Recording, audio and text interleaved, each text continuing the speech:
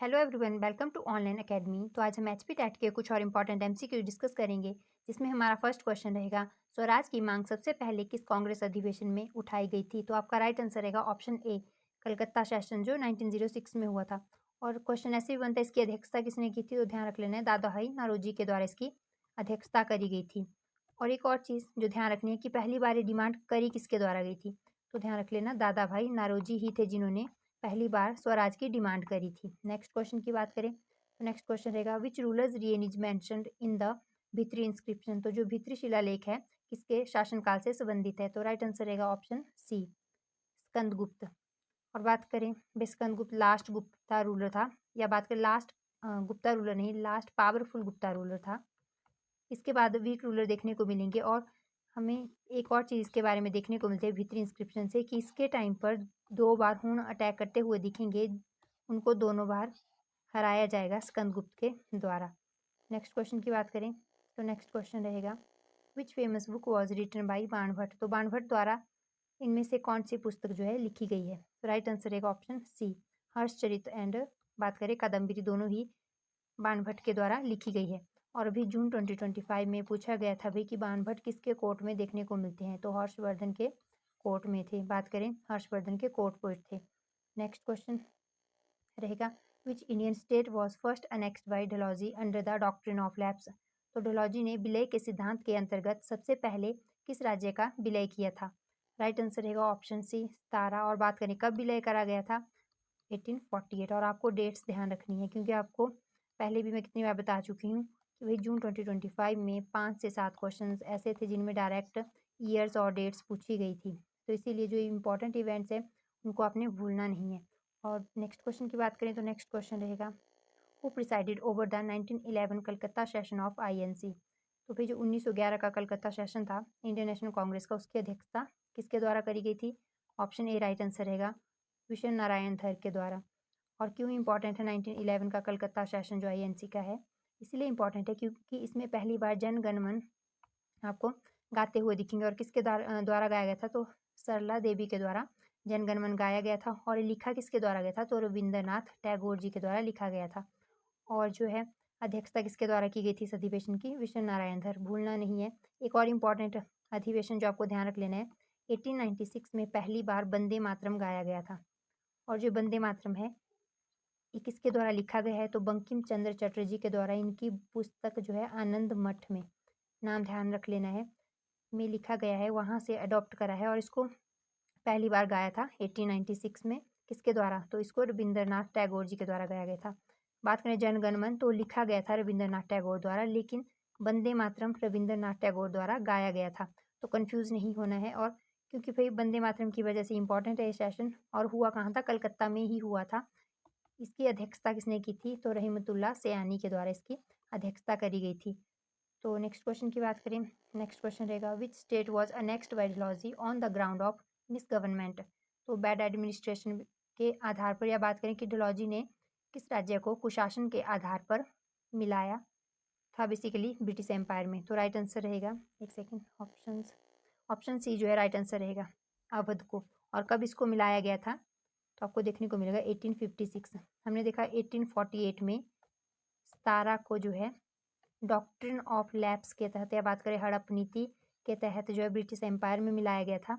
लेकिन 1856 में जो अवध को ब्रिटिश एम्पायर में मिलाया जाएगा, वो जो है मिस गवर्नमेंट, या बात करें भी कुशासन के आधार पर ब्रिटिश एम्पायर में मिलाया गया था। तो दोनों ही क्वेश्चंस डिफरेंट है, आपको कंफ्यूज नहीं होना है। और ध्यान रख लेना है इनके ईयर्स भी कि भाई कब इनको एनेक्स करा गया था।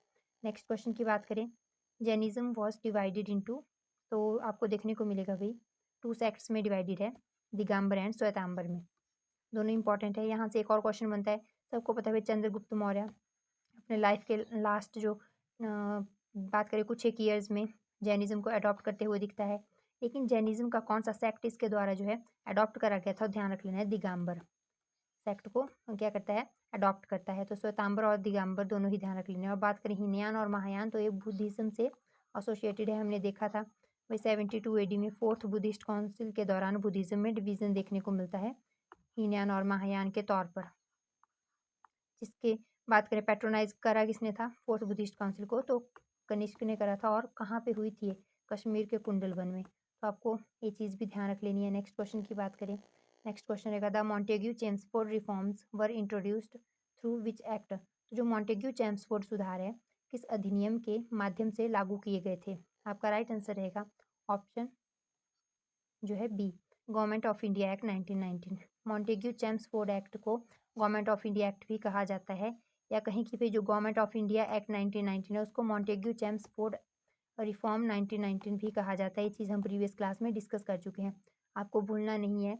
ऐसा भी डायरेक्ट पूछा जाता है कि भाई और किस नाम से जाना जाता है गवर्नमेंट ऑफ इंडिया एक्ट 1919 को। तो ध्यान रख लेना है कि मॉन्टेग्यू कौन था, सेक्रेटरी ऑफ स्टेट था, और चेम्सफोर्ड कौन था, वॉइसरॉय था।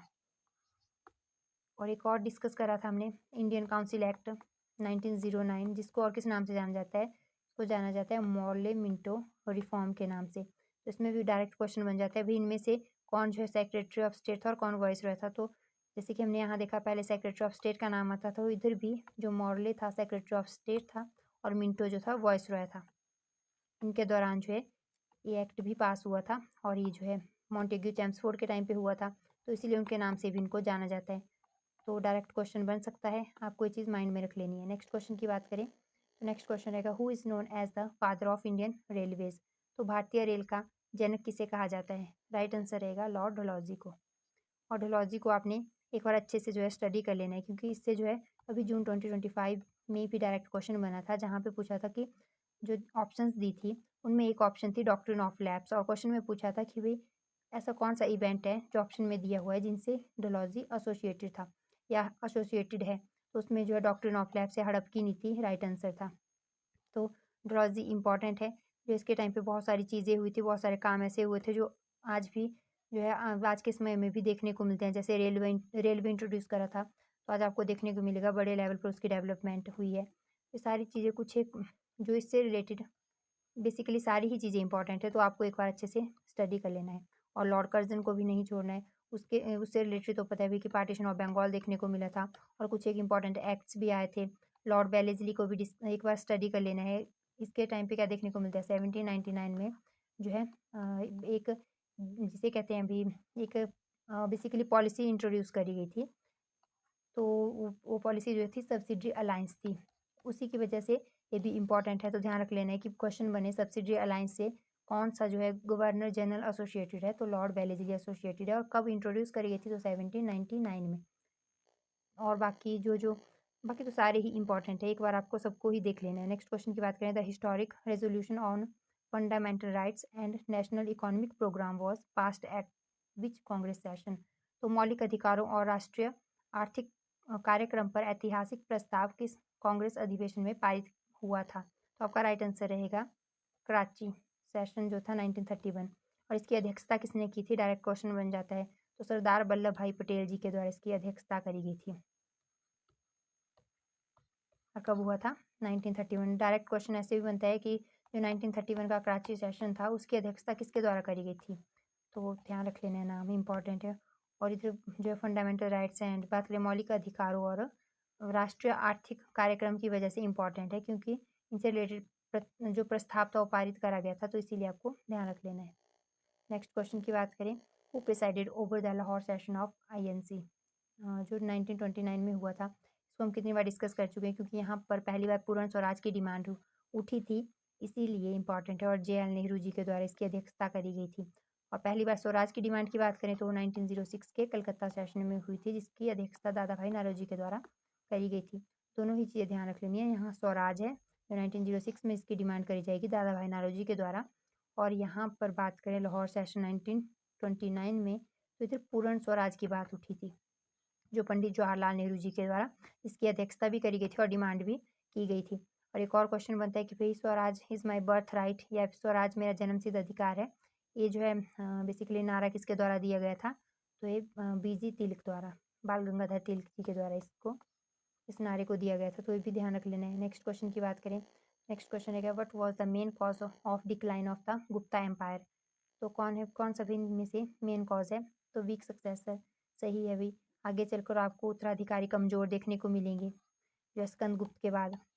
और हुन इनविजन ये भी सही है कि Skandagupta last powerful Gupta ruler माना जाता है, और इसके दौरान 2 बार अटैक देखने को मिलेगा हुनों का, दोनों बार ही इनको हराया था, जो भीतरी इंस्क्रिप्शन से पता चलता है। लेकिन जैसे ही इसके बाद वीक रूलर्स बैठेंगे या वीक जो सक्सेसर थे वो बैठेंगे, देखने को मिलेगा हुन इन्वेजन तो चल ही रहा है, तो उसकी वजह से और ज़्यादा वीक हो जाएगा एम्पायर। तो दोनों सही है और इकोनॉमिक डिक्लाइन भी सही है।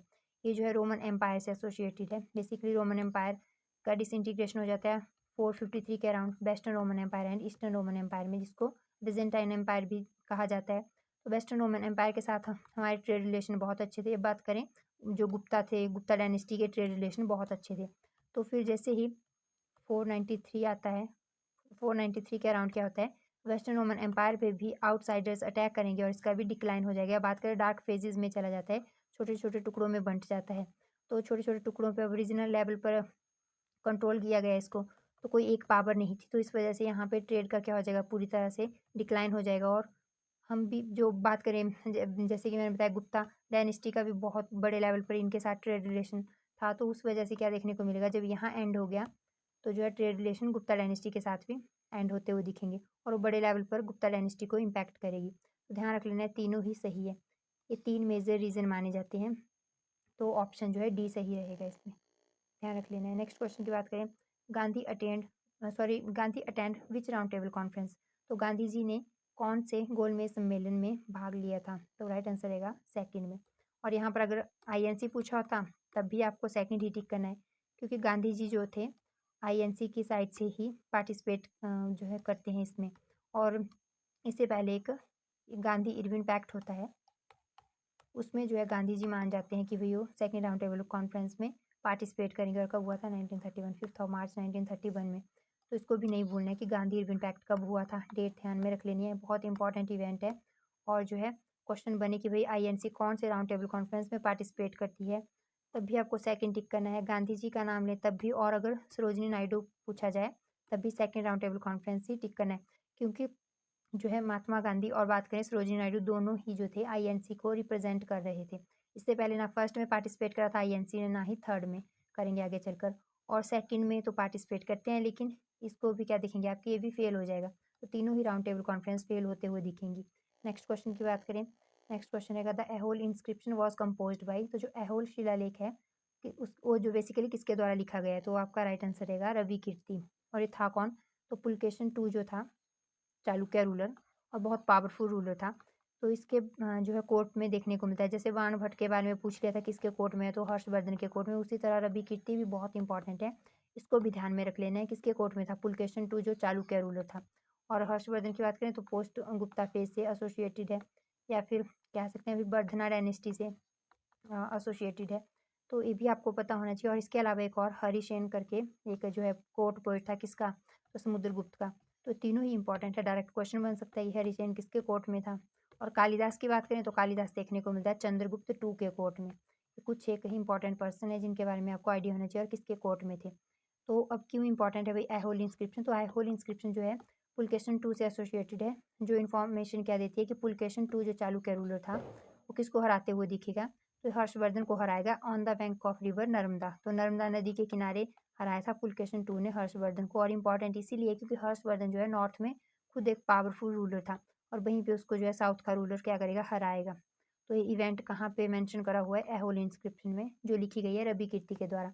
तो अब जो है ऐहोल इंस्क्रिप्शन से या फिर मतलब जितना भी इसके इर्द गिर्द क्वेश्चन बनेंगे आप इजिली अटैम्प्ट कर पाओगे। तो कुछ एक चीज़ें जो इंपॉर्टेंट है आपको नोट डाउन कर लेनी है। नेक्स्ट क्वेश्चन की बात करें, द रेजोल्यूशन ऑफ पूर्ण स्वराज वॉज अडॉप्टेड इन। तो ये तो हमने देखा है अभी, अब तक तो कितनी बार डिस्कस कर चुके हैं कि पूर्ण स्वराज का प्रस्ताव जो है कब पारित हुआ था, तो राइट आंसर रहेगा 1929 में। और इसकी अध्यक्षता कौन करते हैं, तो पंडित जवाहरलाल नेहरू इसकी अध्यक्षता करते हुए दिखते हैं। और इसके अलावा बात करें तो जो है कहाँ पे सेशन देखने को मिलता है आईएनसी का, तो ये देखने को मिलता है लाहौर में, ये भी आपको नहीं भूलना है। नेक्स्ट क्वेश्चन की बात करें तो नेक्स्ट क्वेश्चन रहेगा what is nirvana in Buddhism. तो भाई जो बौद्ध धर्म में निर्वाण है उसका अर्थ क्या है, तो इसका अर्थ है freedom from cycle of birth and death. तो भाई जो एनलाइटमेंट या बात करें ज्ञान की प्राप्ति हुई थी ना, वो बेसिकली आपको देखने को मिलेगा, उसको क्या कहा जाता है बुद्धिज्म में, उसको कहा जाता है निर्वाण। और बात करें जैनिज्म में तो उसको कैबलिन कहा जाता है। तो आपको भूलना नहीं है, अगर एनलाइटमेंट या ज्ञान की प्राप्ति को पूछा जाए कि बुद्धिज्म में क्या कहा जाता है, तो उसका मतलब होता है निर्वाण। और अगर पूछे जैनिज्म में क्या कहा जाता है तो कैबलिन। दोनों ही आपको जो टर्म्स ध्यान रख लेनी है और इन दोनों का ही मीनिंग क्या था कि freedom from cycle of birth and death.